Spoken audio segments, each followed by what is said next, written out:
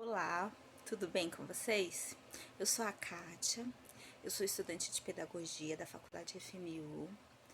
Eu vou estar fazendo esse projeto, sobre o EJA, que é Educação para Jovens e Adultos. Eu espero que vocês gostem desse meu trabalho, dessa minha apresentação que eu vou passar aqui para vocês, que é algo que eu aprendi durante o curso, durante as matérias que eu aprendi, os conhecimentos, e espero que seja muito contributivo com todos vocês, principalmente para quem é do EJA, que quando for assistir esse vídeo vai ser bem contributivo para vocês. Tá bom? Muito obrigada e a apresentação tá começando agora e espero que vocês continuem até o fim. Beijos! Educação de jovens e adultos. O que é? A educação de jovens e adultos, EJA, é a modalidade de ensino destinada a garantir os direitos educativos nesta numerosa população com 15 anos ou mais que não teve acesso ou interrompeu estudos antes de concluir a educação básica. Conforme assinala Oliveira, em 1999, a modalidade não é definida propriamente pelo recorte etário ou geracional, e sim pela condição de exclusão socioeconômica, cultural e educacional da parcela da população que constitui seu público-alvo. As necessidades e condições de aprendizagem singulares desses jovens e adultos são reconhecidas pela legislação, que prevê a oferta regular de ensino noturno, a contextualização do currículo e das metodologias, e uma organização flexível, observado o princípio da aceleração de estudos e a possibilidade de certificação por meio de exames.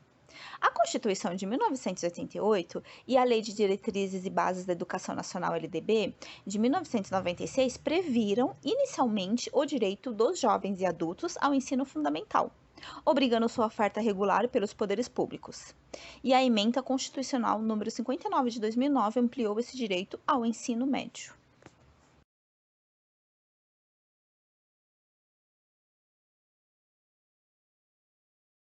Esse é o Rafael. Ele faz o EJA. Ele fazia, agora em meia pandemia ele teve que dar uma parada. Então eu passei para ele sobre o trava-línguas. Você compreendeu, Rafael, mais ou menos como funciona o trava-línguas? Sim. Aí agora ele vai fazer essa atividade que ela tem um pouco de trava-língua e também ajuda ele a entender a expressar, a fazer esse trava-língua, né? Que é o texto que fala: se o peito de pé do Pedro fosse branco, não seria um peito preto de pé. Aí ele tem uma atividade que ele vai fazer. Trava-línguas. Trava-línguas é um jogo de palavras que faz parte do nosso folclore.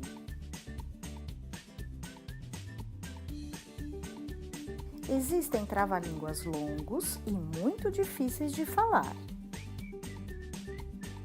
Mas neste vídeo vamos aprender trava-línguas curtos e um pouco mais fáceis de falar.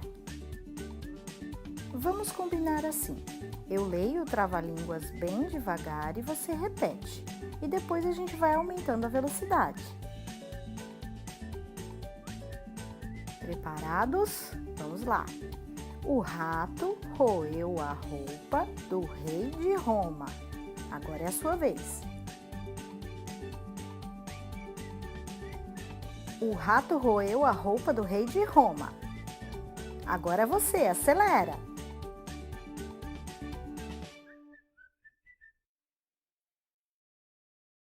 E aí, conseguiu falar esse trava-línguas? Já conhecia? Agora mais um. A gente começa devagar e vai acelerando. A abelha abelhuda abelhudou as abelhas. Você.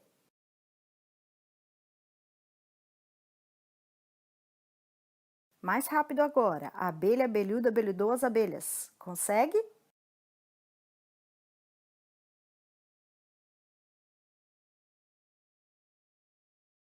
Mais um. Casa suja, chão sujo. Você. Mais rápido agora. Casa suja, chão sujo.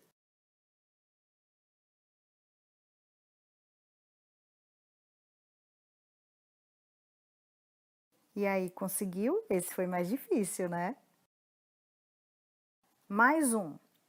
Dorme o gato, corre o rato, foge o pato. Sua vez.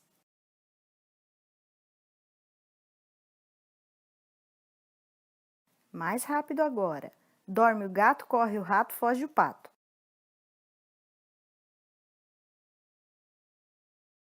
Muito rápido. Dorme o gato, corre o rato, foge o pato. Sua vez. E aí, conseguiu? Agora vamos para um trava-línguas muito famoso e muito difícil de falar. Um tigre, dois tigres, três tigres. Agora é você. Mais rápido. Um tigre, dois tigres, três tigres.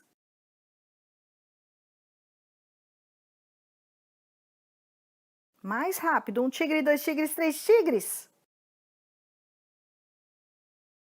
E aí, conseguiu ou a língua travou? Você pode enviar esse vídeo para os seus amigos e fazerem uma competição e ver quem consegue falar mais rápido. Legal, né? Espero que você tenha gostado do vídeo e se divertido com esses trava-línguas. Inscreva-se no canal Alfabrinca e siga as nossas redes sociais. Até o próximo vídeo. Tchau, tchau!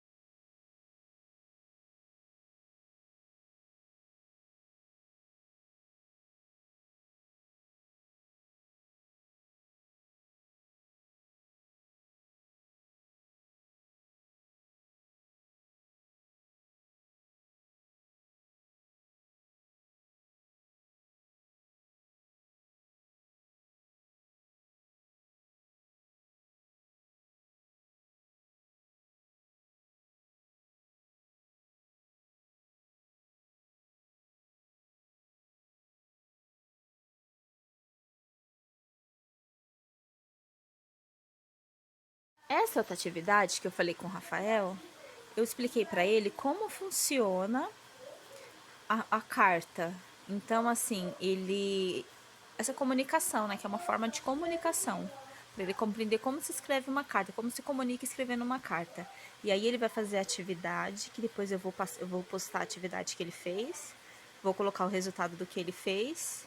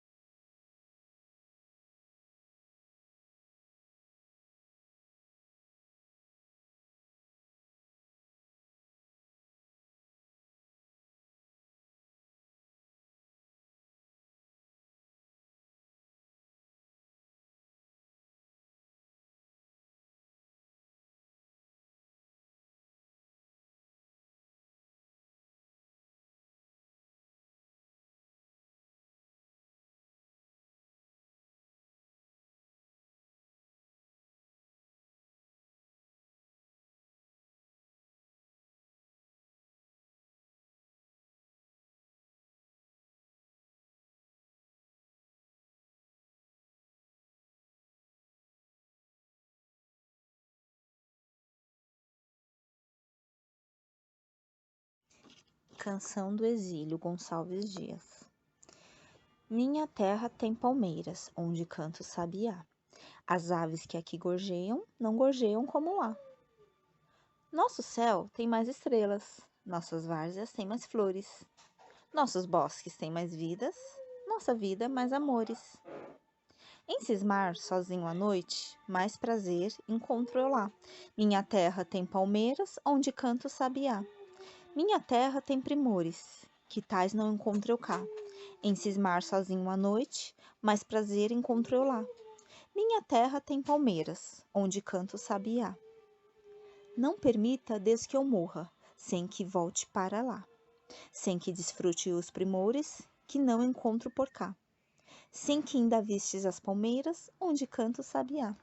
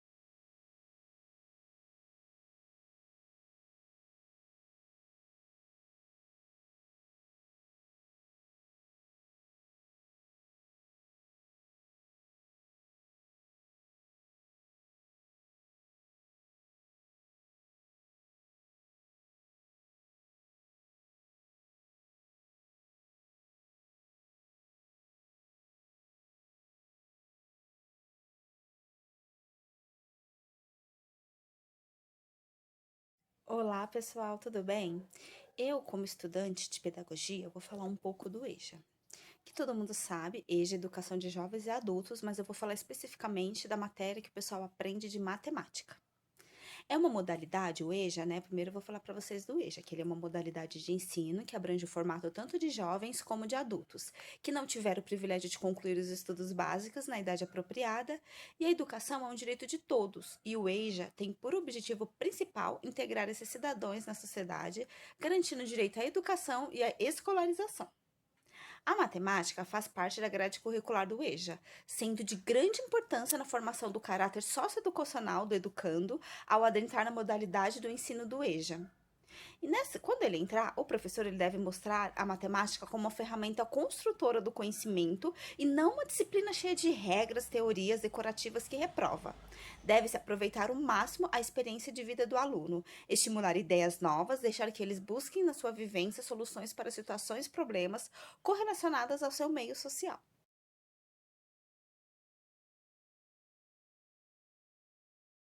A matemática tem sua grande importância. Mostra a importância da matemática, o quanto ela é útil para a sociedade moderna. Trabalhe com dados informativos, a interpretação e análise de situações cotidianas, que contribuem para a autoconfiança do estudante. Introduza nos planejamentos da aula situações que envolvam os temas transversais, como saúde, meio ambiente, orientação sexual, ética, relacionando-os com o ensino da matemática. Trabalhe a interdisciplinaridade, relacione a matemática com outras disciplinas e áreas do conhecimento, como biologia, física, química, geografia, contabilidade, engenharia, administração, etc. Analisando e considerando e aplicando esses aspectos, o ensino da matemática terá um resultado satisfatório, contribuindo para a formação de pessoas dinâmicas que poderão participar ativamente dos diversos ambientes de sociabilização. Tem uma frase do Roberto Marinho que diz: dando oportunidades iguais a quem a vida deu caminhos diferentes. Vamos meditar nessa frase.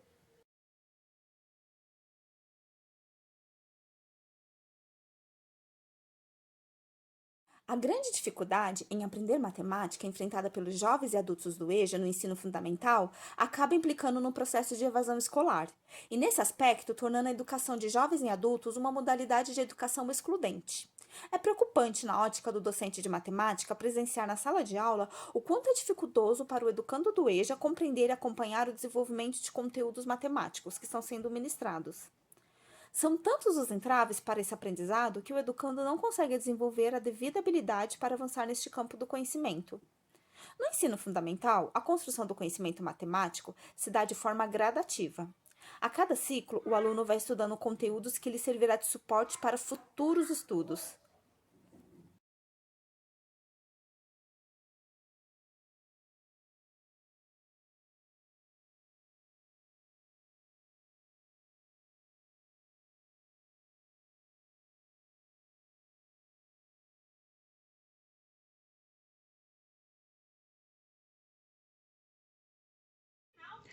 Wolfgang Amadeus Mozart nasceu em Salzburgo, Áustria, dia 27 de janeiro de 1756. Ele começou a compor aos 5 anos de idade, ele gostava de matemática e jogos. Em 1787, ele compôs um jogo em minuetos.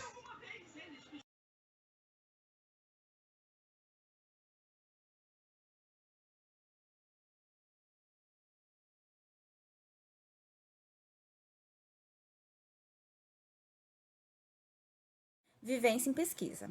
A questão da pesquisa estruturada em etapas é algo que a BNCC dá ênfase, em especial no que diz a respeito ao trabalho como procedimento estatístico.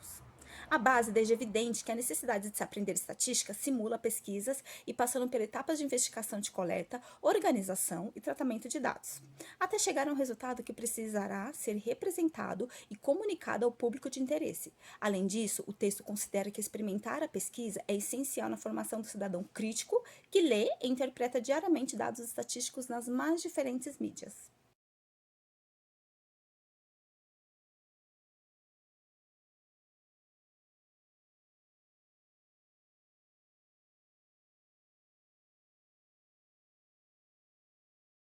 Bom, agora vou falar um pouco das habilidades, né, da matemática. Que muitos conteúdos eles foram organizados, reorganizados e alguns foram inseridos dentro da proposta pela Base Nacional Comum Curricular, a BNCC. Álgebra e probabilidade estatística passam a fazer parte do cotidiano do Fundamental 1 e habilidades relacionadas à tecnologia como robótica, programação e figura no currículo, que são muito importantes. Apesar das alterações, o documento não propõe uma ruptura com a visão sobre a disciplina adotada deste parâmetro curricular nacional, que é a PCNs. O uso do documento, que durante anos serviu de referência para escolas brasileiras. E ao delimitar as competências específicas da disciplina, que indicam as competências gerais de base, devem ser expressas naquele componente. A matemática é conceituada como ciência humana, fruto das necessidades e preocupações de diferentes culturas em diferentes momentos históricos e ainda uma ciência viva que contribui para solucionar problemas científicos e tecnológicos e para alicerçar descobertas e construções. A base foca no que o aluno precisa desenvolver para que o conhecimento matemático seja uma ferramenta para ler, compreender e transformar a realidade.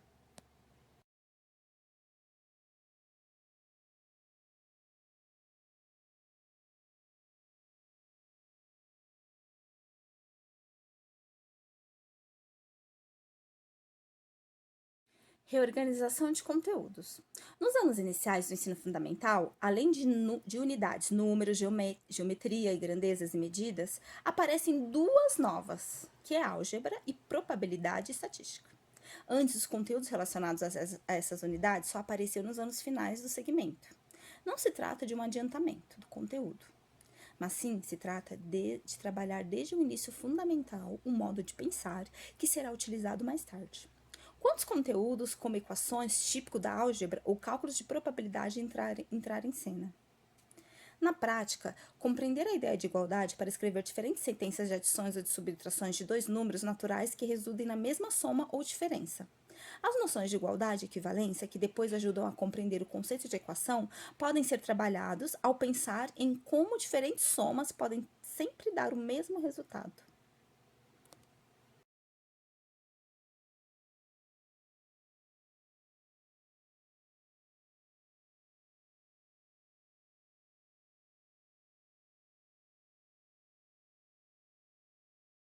Tecnologia a serviço de aprendizagem.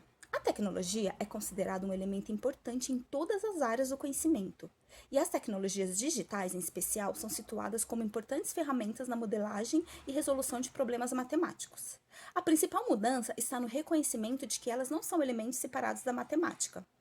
A base reconhece que campos como a programação e a robótica são cada vez mais presentes no convívio social e na vida profissional, e por isso busca aproximá-los da disciplina. Entre os vários exemplos dessa tentativa está o estudo do fluxograma no Ensino Fundamental 2, tanto na geometria quanto em números e a linguagem nova da qual os professores terão que se apropriar antes de inserir o tema em aula.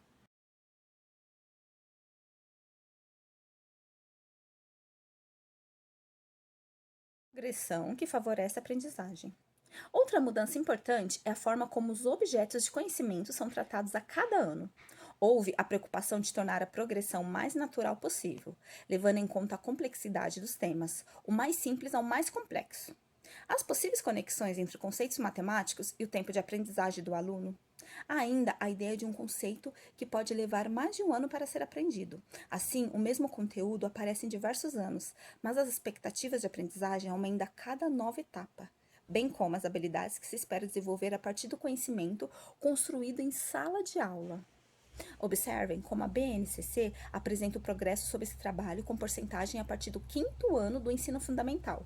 Por esse exemplo específico, é possível perceber que o mesmo tema volta a ser tratado em diferentes momentos de trajetória escolar, mas com a complexidade e uma profundidade maior a cada ano.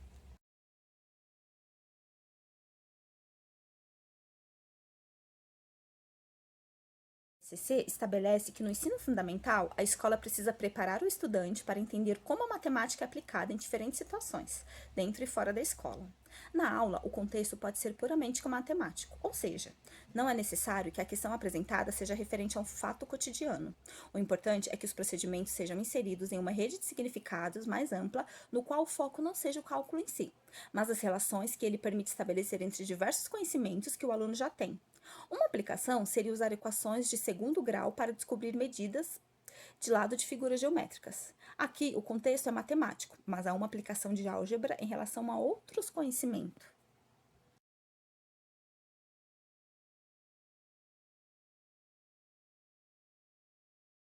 Educação financeira. O tema ganhou maior destaque, além de ser um enfoque diferente, sai a matemática financeira pura e entra a preocupação em forma de cidadãos capazes de tomar decisões quando o assunto é dinheiro. Tanto na vida pessoal quanto no convívio social, para isso, a base propõe situações do cotidiano do estudante como pano de fundo. É importante que o professor de matemática promova um estudo do contexto da educação financeira, tanto na dimensão espacial, impactos das ações e decisões financeiras, sobre um contexto social específico, como a dimensão temporal, como as decisões tomadas no presente para afetar o futuro.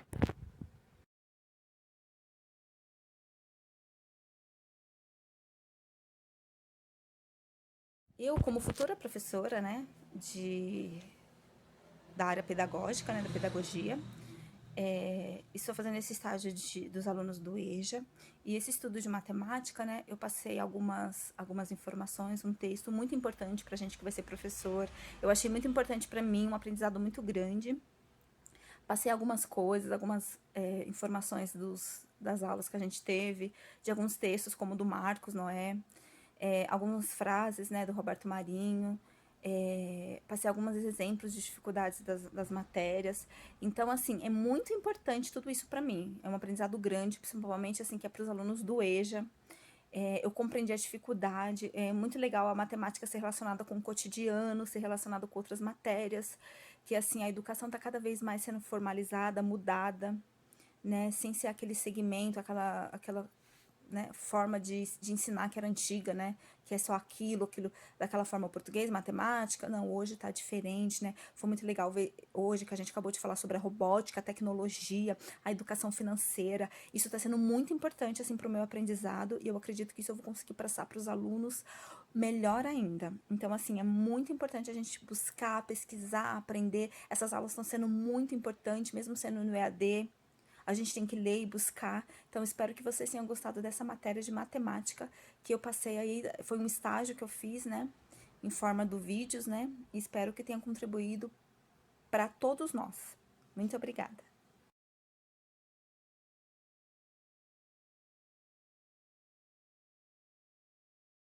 Esse estudo de matemática que eu passei nesse estágio, ele foi feito, né? Esse texto de matemática foi feito por um aluno graduado em matemática, por um professor, né, aliás, que é o Marcos Noé.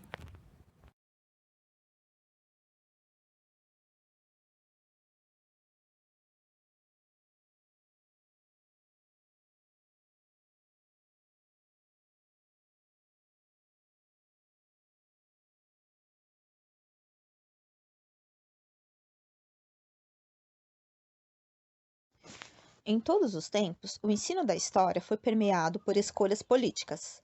No Brasil, após a proclamação da República, em 1889, a construção da identidade do país tornou-se prioridade.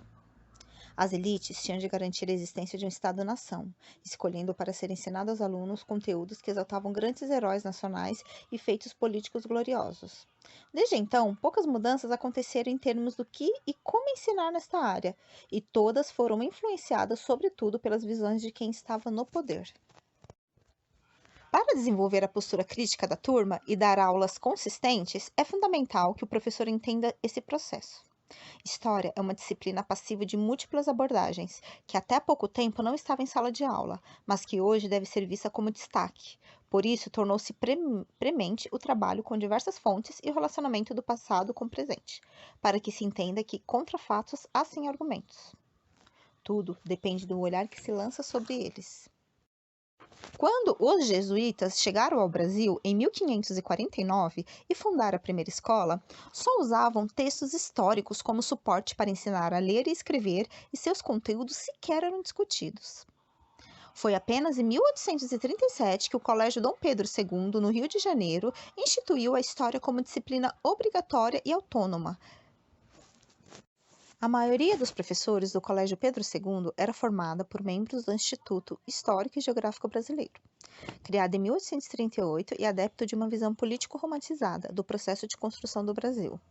Além de pautar o ensino pela questão da identidade nacional de maneira ufanista, eles acreditaram que o ensino da história tinha um papel moral e civicamente. Um dos objetivos da disciplina na época era estar ultrapassado teoricamente. A metodologia usada era tradicional. Também houve a influência do historiador prussiano Leopold von Ranke, de 1795 a 1886, que via a história como uma sucessão de fatos que não aceitavam interpretação. Segundo ele, pesquisadores e educadores deveriam se manter neutros e se ater a passar conhecimentos sem discuti-los, usando para isso a exposição cronológica. Na hora de avaliar as provas orais escritas eram inspiradas nos livros de catequese, com perguntas objetivas e respostas diretas.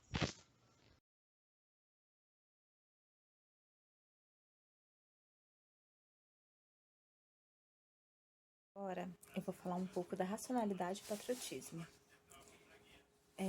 Sobre a postura na sala de aula, né? Que ela só foi questionada no início do século XX, quando operários anarquistas de São Paulo e Porto Alegre, que lutavam por melhores condições de trabalho, criaram escolas inspiradas na pedagogia do espanhol, de Francisco Ferri e Guardia, de 1849 e 1909.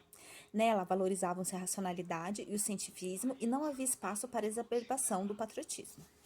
A história era explicada por meio de lutas sociais e não pela construção do Estado. Novas fontes de aprendizagem, como visitas a museus e exposições, foram incorporadas no objetivo de fazer o aluno pensar e não apenas decorar o conteúdo. Além disso, eram abordados temas como a Revolução Francesa antes do estudo sobre a Antiguidade, quebrando assim um paradigma da linearidade. As ideias revolucionárias, no entanto, foram pontuais e de pouca duração. As 10 escolas com esse perfil foram fechadas com pressão do governo de Arthur Bernardes, de 1875 a 1955, que sufocou os movimentos trabalhistas.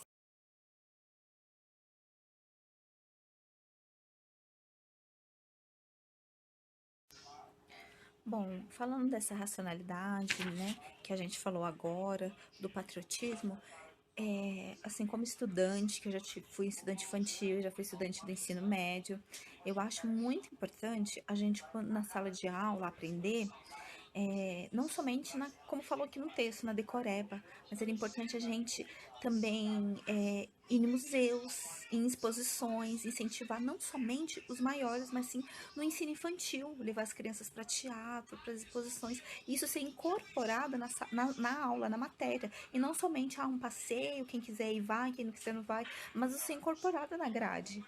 Porque isso vai fazer com que o aluno desperte mais interesse, que memorize melhor, que isso fique, principalmente quando a gente visualiza, fica mais do que só uma decoreba, porque decorar, a gente sabe que decora na hora e depois some da mente.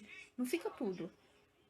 Fica um certo tempo, então não fica aquele conteúdo gravado, um aprendizado mais legal. Então eu achei isso muito interessante esse texto, por isso que eu quis colocar aqui nesse vídeo.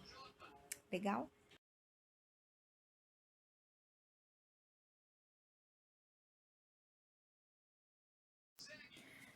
Continuando, né, sobre essa racionalidade, o patriotismo, né, o cenário ele ficou ainda mais complicado, quando em 1930 Getúlio Vargas, ferrenho nacionalista, subiu ao poder, ficando nele quase ininterruptamente até 1954. Nesse meio tempo, surgiram os primeiros cursos superiores de História, que nasciam compactuando com a visão tradicionalista dos estudos de Jean Piaget, que 1896 a 1980. Contudo, começaram a ser divulgados trazendo teorias que influenciaram a educação no geral, ao considerar as hipóteses prévias das crianças sobre os temas abordados na escola. Sendo assim, as aulas puramente expositivas não funcionariam mais e a ideia de que aprender e decorar começou a mostrar sinais de fragilidade.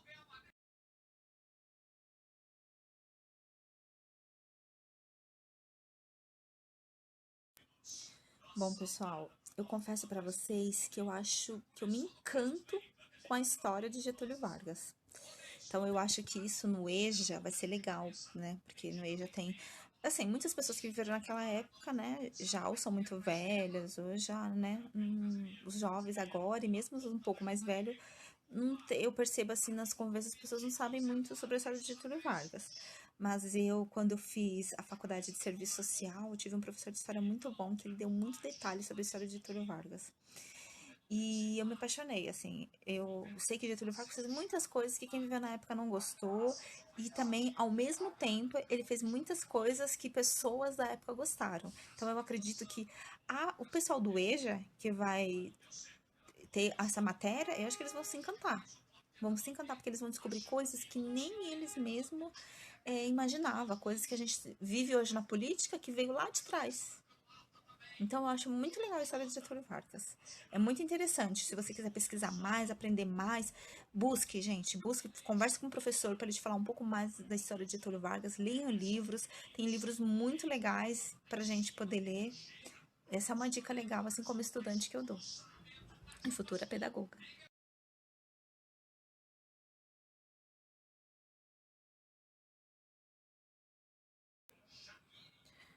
A ditadura militar, nos anos de 1960, faria com que propostas mais avançadas demorassem para germinar. Em 1971, as autoridades substituíram História e Geografia por Estudos Sociais, nas séries iniciais.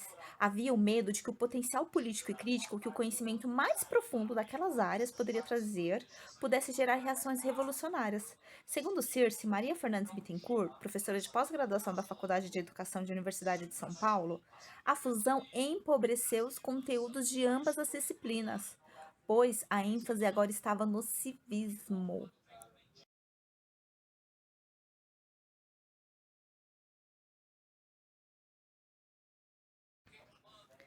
As mudanças mais significativas, entretanto, começaram a se desenhar com a influência da psicologia cognitiva, da antropologia e da sociologia. Essas duas últimas trouxeram, respectivamente, novos conteúdos e outras visões de fatos históricos, o que influenciaram a metodologia moderna de ensinar história, além de ampliar o espectro de temas escolares, introduzindo, por exemplo, manifestações culturais locais, e de procurar diferentes versões, a metodologia moderna também se caracteriza pela ênfase na relação entre passado e presente, pelo rompimento com a linearidade e pela consulta e fontes de diversas naturezas. A partir dos anos 80, cada vez mais professores foram tomando contato com essa nova forma de trabalhar.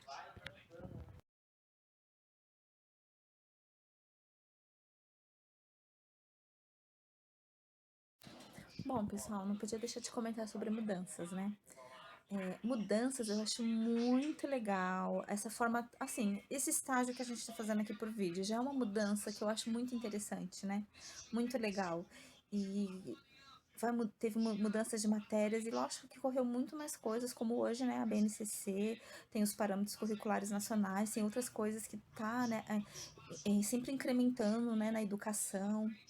Tem muitas coisas, muitas mudanças que tá acontecendo na educação que, assim, eu mesma vejo. Quando eu era mais nova, você podia entrar numa escola, podia dar aula, podia, independente do seu estudo, é só ter o magistério. Às vezes a pessoa nem tinha magistério. E hoje a pessoa, não, para poder ela dar aula para criança, ela precisa ter um conhecimento, ela precisa ter uma aprendizagem, ela precisa ter um treinamento.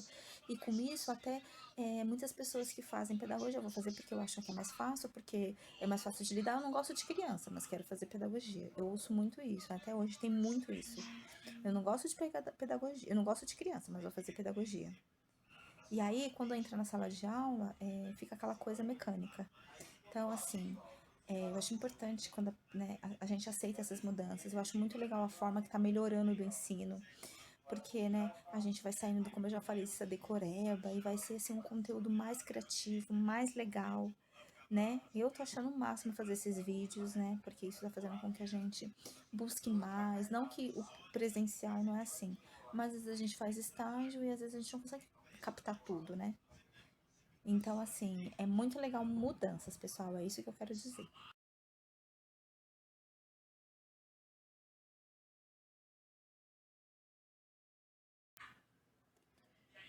Hoje, não se concebe o estudo histórico sem que o professor apresente diferentes abordagens do mesmo tema, do fato ao histórico. Iniciativa importante para que o aluno perceba que, dependendo da visão e da intenção de quem conta a história, tudo muda. Basta pensar no exemplo de como entender o processo de formação de um bairro. Pode-se vê-lo sobre a ótica dos trabalhadores, da região e das relações estabelecidas pelo modo de produção dos que estiverem no poder, dos grupos minoritários que habitam o local ou das manifestações culturais, entre outras possibilidades. Durante as aulas, é impossível apresentar todas as maneiras de ver história, mas é fundamental mostrar que ela não é constituída de uma única vertente e que, até mesmo dentro de uma delas, pode haver várias interpretações. O professor deve favorecer o acesso a documentos oficiais, reportagens de jornais e revistas e outras fontes. O contato com essa diversidade leva o estudante a ter uma visão ampla e integrada da história. Além de textos, é recomendável que a turma consulte sites confiáveis, assista filmes e documentários, visite museus, entreviste os atores que já vivenciaram os acontecimentos estudados. Tudo com planejamento e registro para que seja possível fazer uma avaliação minuciosa do processo.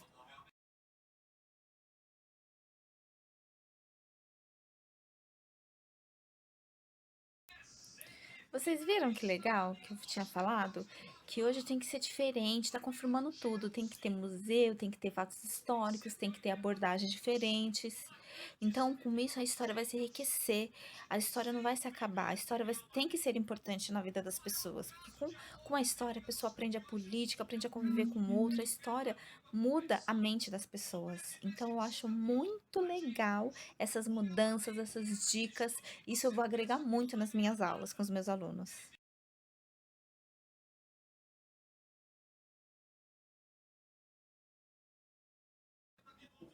Ontem e hoje. Estabelecer a correspondência entre passado e presente passou a ser um dos objetivos da disciplina. Nos anos 1990, com a publicação dos Parâmetros Curriculares Nacionais, PCNS, Daniel Helene, o selecionador do prêmio Victor Civita Educador Nota 10, diz que relacionar os fatos ajuda na compreensão de que a história é um processo. Existe escravidão hoje em dia? Como ela era antigamente? Isso deve ser feito de modo que o aluno entenda as transformações no decorrer do tempo. Essa também é uma forma de aproximar o conteúdo à vida do aluno, o que era impossível quando o conteúdo era transmitido cronologicamente. Esse procedimento passava a ideia de que a história é uma evolução, o que não é verdade. Hoje, o professor pode explorar as diferentes formas de lidar com a temporalidade e, assim, estimular a reflexão. O resultado é que, em vez de decorar informações sem sentido, os jovens são estimulados a analisar o que aprende e a memorizar conscientemente, afirma o consultor.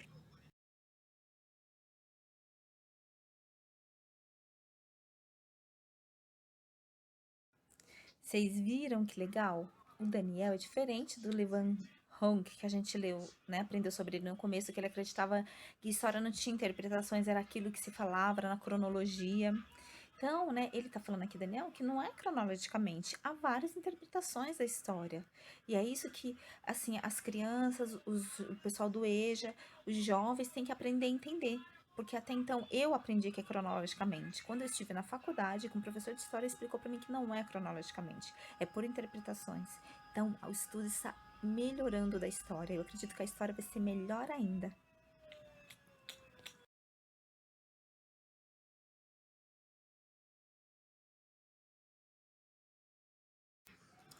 Desde a publicação do PCNS, temas como ética e pluralidade cultural passaram a permear o ensino da disciplina, indicando mais uma mudança. Se nos tempos idos o objetivo era fomentar a ideia de identidade nacional ancorada na deturpação e romantização dos acontecimentos, hoje o intuito é explorar diferentes identidades que existem dentro de uma nação, tornando os alunos sabedores da diversidade cultural de sua época, um desafio e tanto para os professores.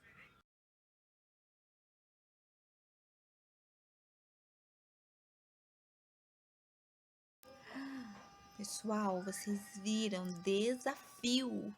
Isto é um desafio aprender essa matéria. É um desafio fazer esse estágio. É um desafio a gente viver com essa pandemia nessas situações. Então, vamos aproveitar, vamos criar. Quem diria que hoje isso que eu estou fazendo é uma aula, é um estágio? Desafio.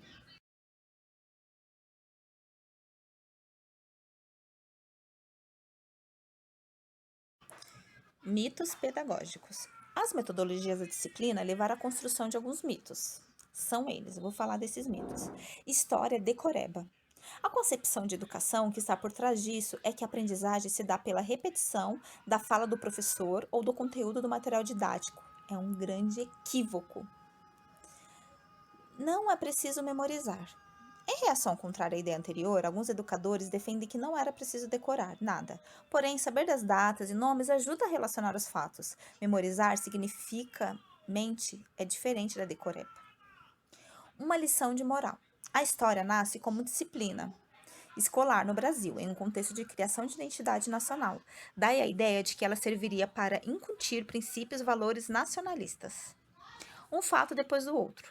Não se sustenta a ideia de que, para entender um período, é preciso estudar o que veio antes dele. O aluno aprende com base em questões presentes, relacionando o passado que lhe é mais próximo. Existe apenas uma verdade. De inspiração positivista, esse mito parte da ideia de que os documentos oficiais e fatos políticos são os fiéis guardadores da realidade. A ideia foi sendo derrubada ao longo do século XX, quando os historiadores recorreram a outras fontes documentais, descobriram diferentes interpretações sobre períodos e fatos.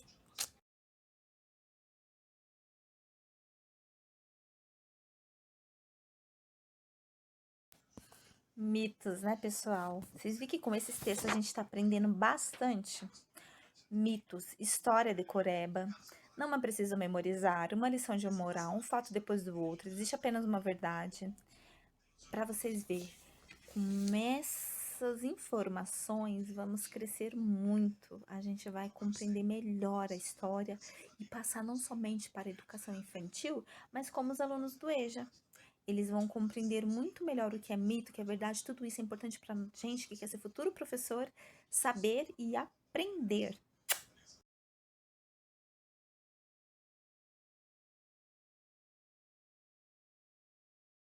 Agora, para finalizar, vamos falar, né? Vamos fazer uma linha do tempo do ensino de história no Brasil. Em 1549, os jesuítas chegaram ao Brasil e fundam as primeiras escolas elementares brasileiras. Os textos históricos e bíblicos eram usados apenas com o intuito de ensinar, ler e escrever. Em 1837, o Colégio Pedro II, no Rio de Janeiro, inclui a disciplina como obrigatória. Neste ano também é fundado o Instituto Histórico e Geográfico Brasileiro, que defende uma visão nacionalista. Em 1870, com a diminuição da influência política da Igreja sobre as questões do Estado, os temas que têm como base a ideia bíblica são abolidos do currículo. Em 1820, as escolas abertas por operários anarquistas tentam implantar a ótica das lutas sociais para entender a história, mas elas são reprimidas e fechadas durante o governo de Arthur Bernardes alguns anos depois. Em 1934, é criado o primeiro curso superior de História da USP. A academia nasce com uma visão tradicionalista, reforçando o sucesso de fatos como a linha mestra. Em 1957, Delgado Carvalho publicou a obra Introdução Metodológica aos Estudos Sociais, que serve de base para o processo de esvaziamento da história como disciplina autônoma. Em 1971, a História e Geografia deixam de existir separadamente. No lugar delas, é criada a disciplina de Estudos Sociais, empobrecendo conteúdos escolares e, ao mesmo tempo, a licenciatura na área. Em 1976, o Ministério da Educação determina que, para dar aulas de estudos sociais, os professores precisam ser formados na área, fechando-se assim as portas para os graduados em História.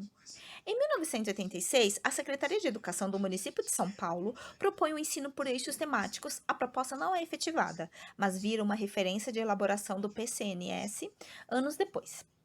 Em 1997, a abolição dos estudos sociais dos currículos escolares, História e Geografia voltam a aparecer separadamente.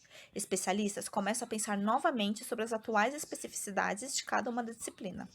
Em 1998, com a publicação do PCNS, são definidos os objetivos da área. Entre eles está o de formar em todos os tempos, de formar indivíduos de modo que eles se sintam parte da construção do processo histórico. Em 2003, o Conselho Nacional da Educação determina que a história cultural afro-brasileira seja abordada em todas as escolas, o que mostra uma iniciativa oficial para desvincular o ensino da visão eurocêntrica.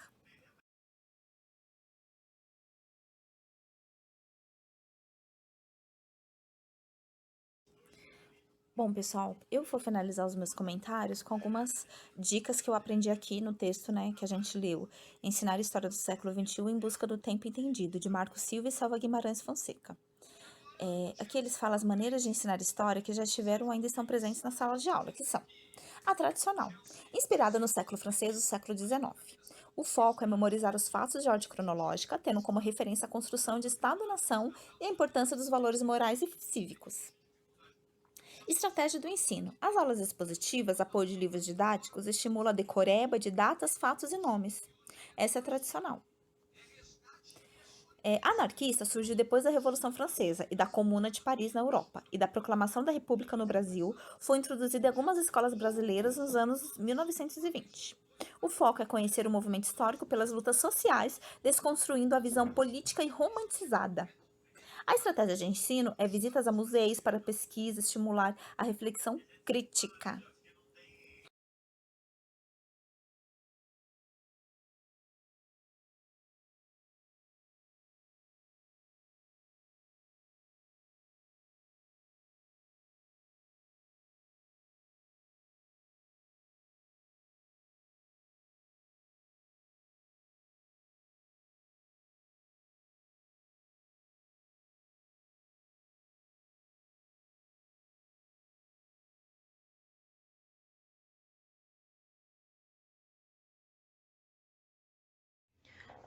Vamos falar um pouco sobre a geografia no EJA. O importante é que o aluno esteja ciente de que estudar geografia não significa estudar apenas assuntos como geografia física, população, urbanização. O estudo de geografia compreende os eventos da atualidade no Brasil e no restante do mundo. O conteúdo de geografia aborda eventos políticos que ocorrem nas últimas décadas, que estão ocorrendo nos dias de hoje, como guerras, novas realidades geopolíticas. É importante que o aluno se prepare para esses assuntos da atualidade na geografia. São vários os elementos de um mapa, isto é, aqueles itens e símbolos necessários para que uma mera figura possa ser diferenciada de um verdadeiro mapa ou cartograma, que é feito com rigor científico para representar uma determinada área da superfície terrestre. Em geral, os mapas costumam apresentar as seguintes composições: título, orientação, legenda, escala e projeção cartográfica.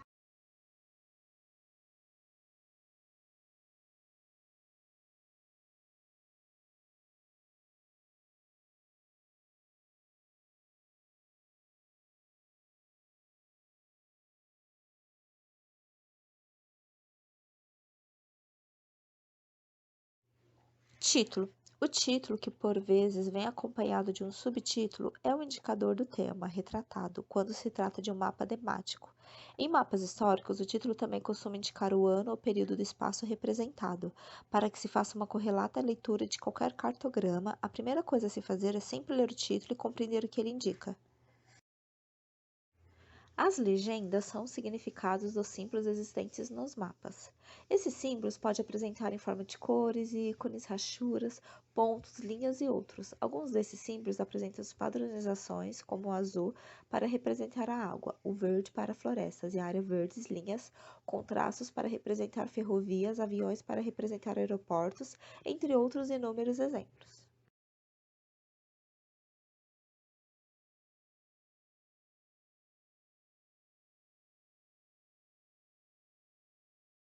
Escala indica a relação matemática entre o espaço real e a representação desse espaço no mapa. Ela, portanto, aponta a quantidade de vezes que uma área teve de ser reduzida para caber no local em que o mapa está representado. As escalas podem ser gráficas ou numéricas, ambas presentes no texto acima. A escala numérica representa em números de divisão e a escala gráfica apresenta conforme a representação de linhas e traços. Orientação é importante no sentido de apontar a direção do mapa, indicando-nos para que lado fica o norte, consequentemente, os demais pontos cardeais. Ela pode apresentar como uma rosa dos ventos, completa ou apenas como a seta indicando o norte geográfico. A importância da orientação se dá principalmente em mapas que representam as áreas mais restritas, quando não conseguimos perceber facilmente para que lado o mapa está apontando. E a projeção cartográfica indica a técnica que foi empregada para fazer o mapa. Como sabemos, as projeções cartográficas são as diferentes formas de representar o globo terrestre, que é o geóide quase esférico, em um plano. Como essa representação apresenta distorções, se sabemos qual foi a projeção utilizada em um determinado mapa, conseguimos ter uma melhor noção sobre elas.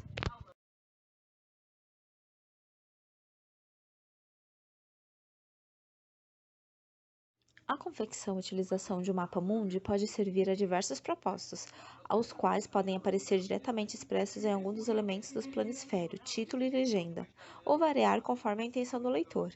Uma das principais funções é a identificação e localização espacial dos países, bem como o reconhecimento de seus limites territoriais e fronteiras, da mesma maneira é utilizado para a identificação dos continentes, hemisférios e mares e oceanos. Tendo em vista a história da cartografia e da confecção dos primeiros mapas mundis, ele serve à navegação e orientação espacial de maneira geral, para a realização de cálculos de distância entre diferentes pontos, para os cálculos relacionados aos fusos horários do planeta.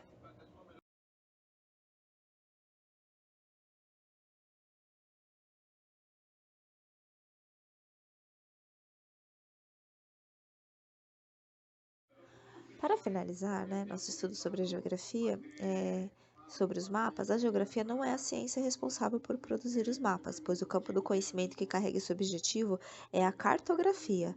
No entanto, para o geógrafo e para os estudantes de geografia, é extremamente necessário o conhecimento sobre a produção e leitura dos mapas, haja vista que eles são utilizados para representar e explicar as características postas no espaço.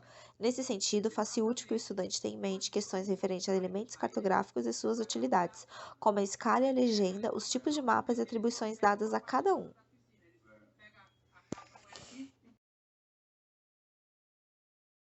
Bom, vou resumir o que a gente falou agora da geografia, que a gente falou sobre o mapa. Vou resumir e acrescentar algumas coisas a mais, ou seja, um mapa ele não é simplesmente uma imagem colorida, é a representação de um lugar com dados codificados para passar informações sobre ele. Isso tem que ser trabalhado com os alunos desde a alfabetização cartográfica. Com o avançar do tempo, para que eles adquiram proficiência no que diz a respeito do conteúdo, é preciso enfocar os estudos dos elementos cartográficos, que são os seguintes. Título revela o assunto do mapa. Fonte indica a origem dos dados apresentados e a data que se referem. Orientação mostra a direção e a localização por meio da rosa dos ventos ou de um ícone que indica o norte. Esses desenhos nem sempre são explícitos. Projeção é a distorção feita para adaptar uma superfície esférica à Terra, por exemplo, para um plano ou papel ou tela do computador. Escala cartográfica informa a relação entre o tamanho do espaço real e a redução feita para representá-lo.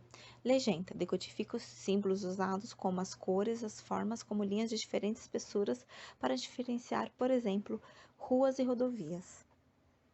Título, fonte e orientação são elementos de simples compreensão, pois têm uma leitura mais direta. Já a projeção e a escala cartográfica precisam ser apresentadas em aulas bem planejadas. Os alunos devem compreender que no universo cartográfico a realidade é distorcida e reduzida em tamanho. No que diz a respeito à projeção, encaminha a garotada a compreender que se trata de um elemento que distorce a forma e o tamanho dos continentes.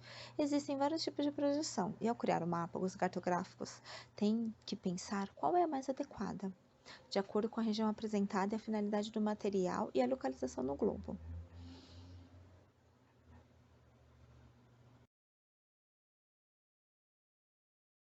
A escala cartográfica deve ser explorada com foco nas relações entre o real e o desenho, inclusive no que se refere aos tamanhos dos eventos, como a área de um estado e a extensão de um rio.